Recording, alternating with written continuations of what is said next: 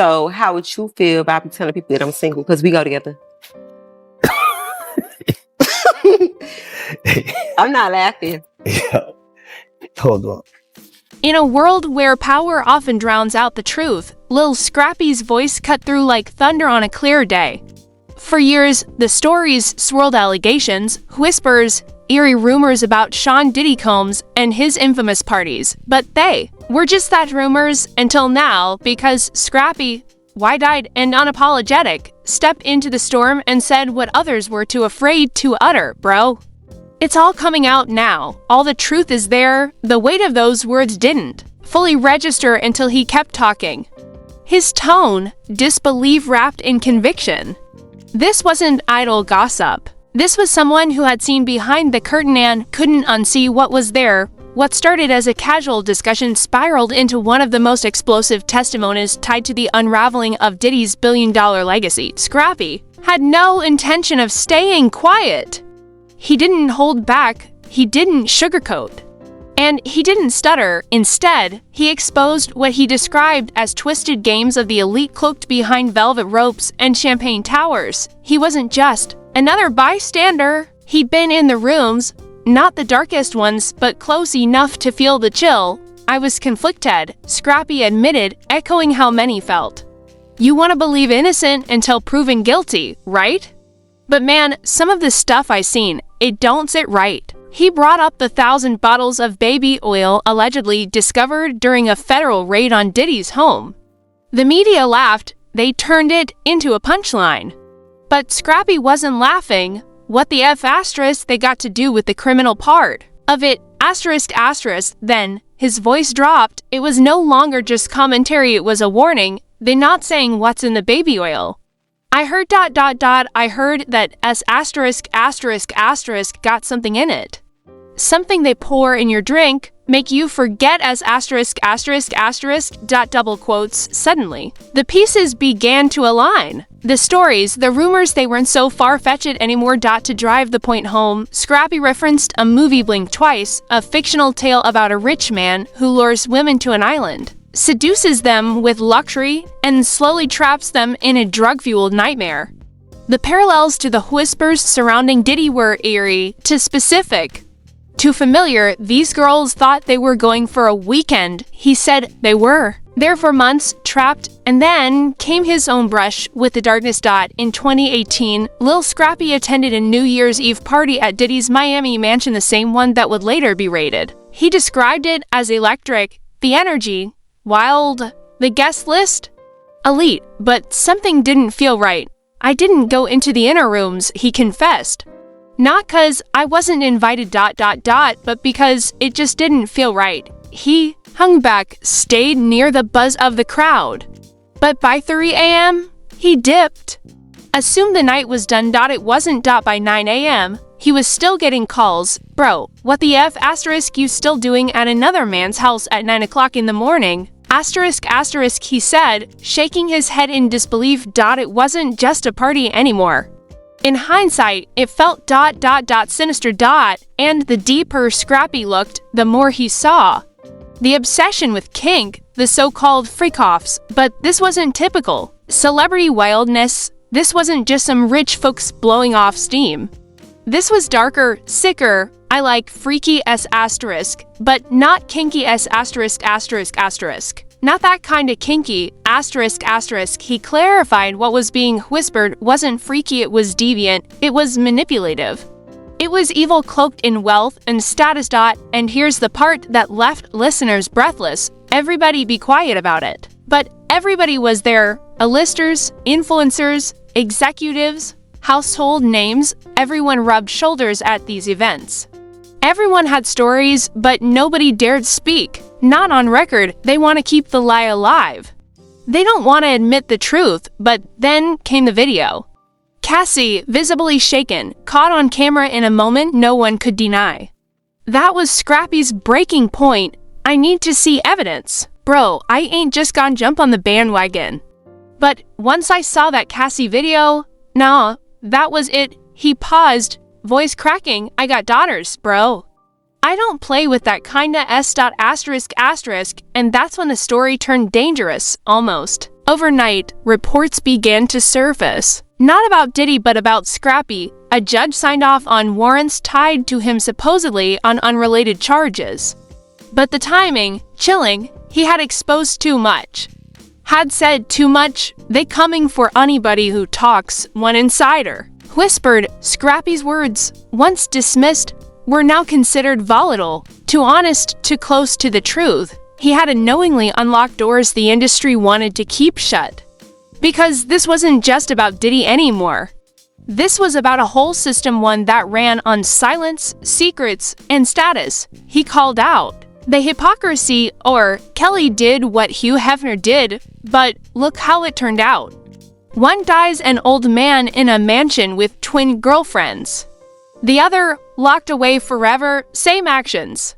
Different skin, and then ... The shift, Scrappy went deeper than legalities. He spoke from a place spiritual. Biblical even. This all in the Bible, man. In the end times, what's wrong gonna be right? What's right gonna be wrong? They gonna persecute you if you don't roll their way. He knew the risk. He knew how this would play out. The media would twist his words, spin his truth, call him crazy, unstable, bitter, but he didn't care. I ain't scared. I just want truth, and truth is exactly what followed. The media firestorm came fast. Clips of his interview exploded across timelines, then disappeared. Blogs took them down. Headlines questioned his sanity, but others? They called him brave, real, a man finally saying what others were too afraid to. Meanwhile, the Diddy trial ballooned. Bigger than anything since OJ, more victims stepped forward, more subpoenas were issued. And somehow, always Lil Scrappy's name kept resurfacing, a witness. A whistleblower, a problem, because when you tell the truth in an empire built on lies ... You become a threat. What started as a party had turned into something much more, a maze of secrets, druggings, control, and silence. And now, the world was watching. Would Lil Scrappy be the voice that unraveled it all? Or would the machine swallow next?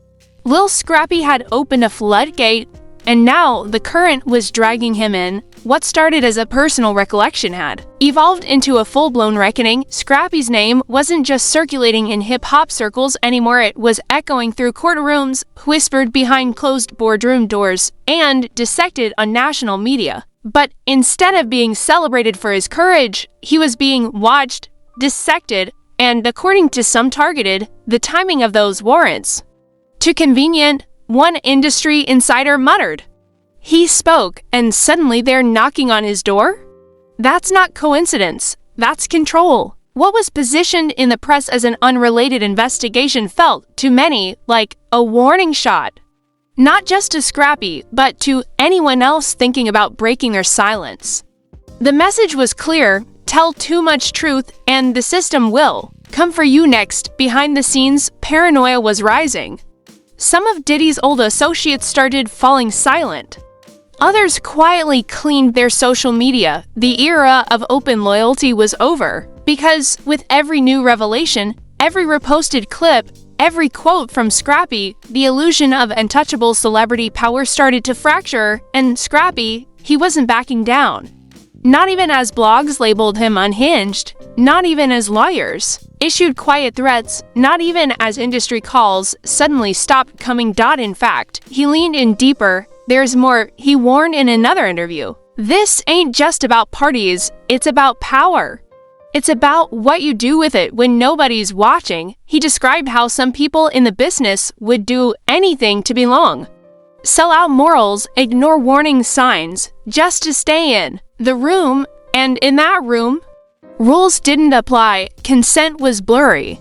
Reality was drugged, it wasn't freaky, it was demonic. Bro, the term hung heavy. He didn't say it for shock value, he said it with the exhausted conviction of someone who had finally connected the dots. He pointed to the shift in the music industry, the rise of dark luxury, where opulence was a mask for depravity. The normal had become boring, the outrageous had become currency. There's levels to it. The freak-offs, they were just the gateway. The real stuff, what people ain't ready to hear, that happens when the cameras are gone, when your phone's locked away, and the drinks hit different. He paused. Y'all ever wonder why half the people in them circles don't remember half the night? That ain't no accident. That's by design. And with that, more stories started surfacing. Quiet posts, anonymous leaks, women some previously silent began hinting at experiences that mirrored what Scrappy described. Lost time, altered memories, lavish homes that felt more like gilded cages. The federal case against Diddy intensified. Investigators started cross-checking old evidence with new testimonies. Scrappy's account had become more than a media moment. It was now a data point in an expanding criminal web. But while the government's eyes turned toward Diddy, Scrappy was watching his own back. He started getting shadow banned online. Certain podcast clips disappeared without notice. A platform removed one of his interviews, citing misinformation, despite it being a first-hand account. His team received anonymous calls, some simply heavy breathing, others voicing veiled threats. Still, he refused to be silenced. If they come for me, they better come right. I don't run. I ain't scared of no industry. I'm scared of God. That's it. It was clear this wasn't just about one man exposing another. This was about a man stepping into a war against a system that had thrived off silence. And unlike most, he wasn't hiding behind NDAs or publicists. He was speaking plainly, passionately, and without filters. He called out the industry enablers, the executives, producers, influencers who had looked the other way for years. The ones who whispered that's just how the game works whenever someone tried to speak up. The ones who normalized trauma because it came with a VIP wristband, y'all. Protected monsters cause they cut you a check. And now, the monsters are coming for you. The reactions were mixed. Some in hip-hop distanced themselves, others stood in quiet solidarity. A few spoke up, confirming the culture of secrecy, but stopping short of naming names. But one thing was certain, Lil Scrappy had done what few dared. He'd put his own reputation, safety, and career on the line to speak a truth he couldn't ignore. Meanwhile, Diddy's legal team was scrambling. Rumors swirled that more videos existed, underground footage, encrypted drives, NDAs being challenged in court. The feds were building something, and insiders said it could be massive. Through all this, Scrappy never claimed to be perfect. He never painted himself as a saint. In fact, he admitted his own flaws. I ain't saying I ain't done dirt. But there's a line, and when I saw what that man did to Cassie, that was the line. He brought up his daughters again. I'm raising girls, bro. I can't stay quiet and watch this cycle keep going. Not with my blood in the world. And with that, a new wave of fans emerged. Not just followers of his music, but people who saw him as a symbol. A man finally standing up in a world where fame often buys silence. The public began demanding more accountability. Petition after petition hit the internet. Celebrities were forced to address old affiliations. People who once called Diddy a visionary now issued vague statements about reevaluating relationships. But the most powerful shift? Victims, women and men who had been quiet for years, began reaching out, some through lawyers, others through encrypted DMs. What they shared aligned too closely with Scrappy's warnings to ignore. And slowly, the story changed. No longer was this just about party culture or eccentric behavior. This was about exploitation, systemic abuse. Silence funded by fear, Scrappy's interviews became harder to find. Some clips were pulled mid-viral. One major network reportedly canceled an upcoming segment after external pressure. Still, he found ways to speak. Pop-up podcasts, independent journalists, anonymous tip lines. He ended one of his last known interviews with this: "They gonna try to erase me. But you can't erase truth. Y'all know what you saw. You felt it. Don't gaslight yourselves cause the suit got $1 billion. They can't pay away everything, not this time." And maybe he was right, because this wasn't just a tabloid scandal anymore. This was history unfolding. This was the empire cracking and standing at the center of the storm. Not a prosecutor, not a politician, but a Southern rapper who saw too much. stayed quiet too long, and finally had enough. A man named Lil Scrappy, no longer just an artist, but a witness, a threat, a truth bearer, and maybe, just maybe, the start of something bigger.